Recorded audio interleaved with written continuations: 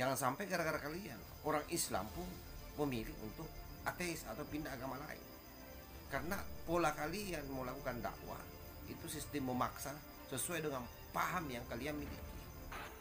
Makanya saya bolak-balik bilang kepada pemerintah, tangkap itu Habib Rizik, selesai. Bolak-balik ya dia lagi. Assalamualaikum warahmatullahi wabarakatuh. Om Swastiastu, Namo Buddhaya, salam kebajikan. Kembali bersama Tolang 9 dari Buta Pandita Lupi, Kabupaten Bulukumba, daerah paling selatan, Sulawesi Selatan.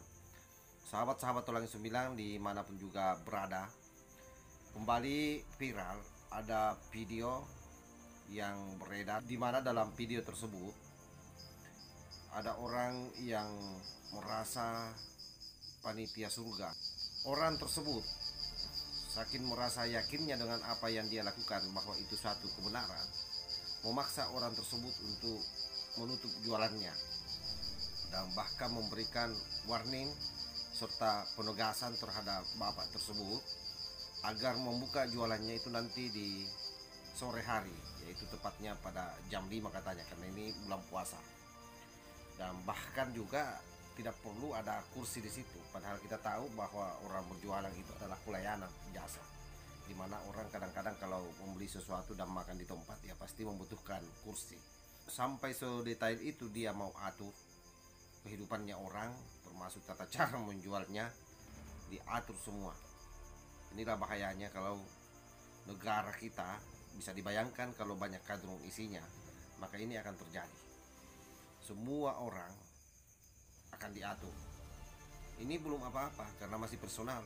Tapi kalau tiba-tiba misalnya orang-orang seperti ini yang kebetulan punya pikiran yang sama, ekstrimnya memahami agama, dan itu yang kemudian tampil menjadi pemimpin, maka otomatis akan muncul peraturan-peraturan yang mengatur segala hal terkait soal apa yang pantas dan tidak pantas dilakukan oleh masyarakat, sekalipun itu berkaitan dengan perut. Karena soal jual-jualan sebenarnya itu kan soal ekonomi, dan itu mereka sudah mulai mengatur sampai ke sana. Coba kita lihat dulu seperti apa cuplikan videonya, karena ini sangat pendek. Ada sopan santunnya kalian ini. Orang-orang pada puasa. Goblok, bubar!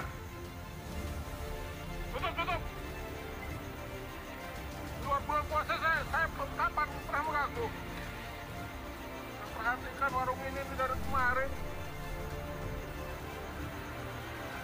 Kalau mau buka sore, nggak perlu pakai kursi-kursi kayak gitu. Sore silakan buka jam 5. Sore buka silakan jam 5, nggak perlu pakai kursi.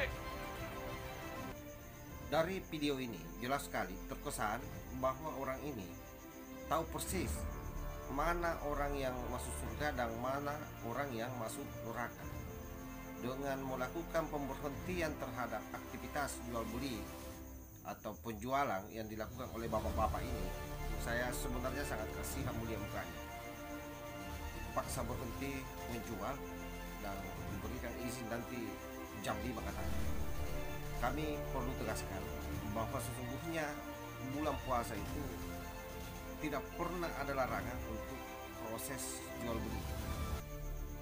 Terutama saya kira kalau dalam konteks kita di Indonesia ini, dengan ragam budaya yang ada, ragam agama yang ada, tentu jual beli makanan pun juga di dalam bulan puasa itu tidak ada larangan. Kenapa? Karena boleh jadi yang beli di situ adalah orang yang lewat atau yang sedang melakukan musafir yang memang tidak punya kewajiban, sekali lagi tidak memiliki kewajiban untuk melaksanakan puasa. Yang kedua adalah perempuan yang lagi datang bulan, itu juga tidak wajib untuk melakukan puasa. Yang ketiga adalah siapa tahu ada orang yang sakit, atau misalnya orang di rumahnya sakit yang butuh makanan. Nah, di mana dia mau beli kalau tidak ada penjual? Oleh karena itu kita harus berpikir luas soal agama sebenarnya. Jangan kemudian kita ini mau melakukan sesuatu yang menurut keyakinan kita benar, sementara kebenaran itu bukanlah kebenaran mutlak. Karena kan kebenaran mutlak itu hanya Tuhan yang tahu. Semua orang hanya berupaya mendekati kebenaran itu. Dan tentu pendekatannya adalah selalu pendekatan sesuai dengan situasi dan kondisi di mana kita berada. Karena itulah kenapa Islam dikenal sebagai agama yang universal. Artinya apa? Mampu menjawab segala tantangan yang ada dalam situasi apapun. Karena kalau Islam kaku, maka saya punya keyakinan Islam tidak akan tersebar secara luas. Bisa dibayangkan Nabi dalam jangka waktu 23 tahun sukses membawa Islam ini menjadi agama yang paling mayoritas di zamannya. Dan saya kira sampai hari ini itu terbukti bagaimana sebaran Islam ini kemudian begitu luas di seluruh penjuru dunia. Nah, karena itu dengan adanya kegiatan-kegiatan yang dilakukan oleh Kadrung ini akan membuat orang berpikir untuk masuk Islam. Kenapa? Karena yang terjadi di sana adalah pengekangan, yang terjadi di sana adalah pemaksaan, yang terjadi di sana adalah intimidasi, dan itu dilakukan atas nama agama. Padahal kita tahu yang dilakukan orang ini adalah kesalahan di dalam menafsirkan sebenarnya tentang puasa. Saya selalu bilang, orang yang berpuasa jangan sampai mengganggu orang yang tidak puasa. Maksudnya apa? Bagi orang yang berpuasa yang masih selalu terpengaruh dengan orang-orang yang ada di sekitarnya yang tidak puasa, maka saya pastikan keimanannya itu masih lemah, tingkat kesabarannya itu masih cetek. Itu yang saya sampaikan dari video kemarin juga yang sempat saya up itu yang di Pandeglang Banteng. Saya juga mengungkapkan hal yang sama. Pesan sebenarnya yang saya mau sampaikan, saya berharap sebenarnya pemerintah dalam hal ini kalau di tingkat kabupaten, bupati itu memperketat hal-hal seperti ini, memantau hal-hal seperti ini. Gunanya ada Satpol PP. Kenapa? Karena orang akan menjadi pengadil di jalanan seolah-olah bahwa apa yang dia sampaikan adalah kebenaran mutlak, padahal itu sesuatu yang masih samar-samar atau masih meragukan atau bahkan keliru.